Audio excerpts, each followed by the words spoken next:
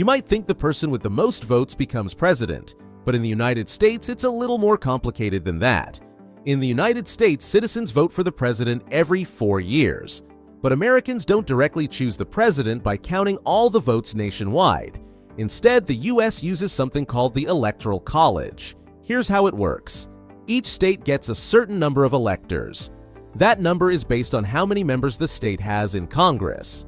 Congress has two parts: the United States Senate and the United States House of Representatives.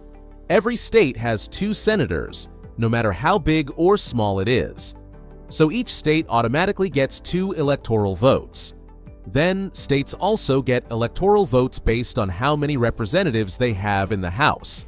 And that depends on population. More people equals more representatives equals more electoral votes. So the formula is electoral votes equals 2 senators plus number of representatives. For example, California has 2 senators and 52 representatives, so it gets 54 electoral votes. Wyoming has 2 senators and 1 representative, so it gets 3 electoral votes. That's because California has a much larger population than Wyoming. In total, there are 538 electoral votes, and a candidate needs 270 to win. In most states, whoever wins the popular vote in that state gets all its electoral votes.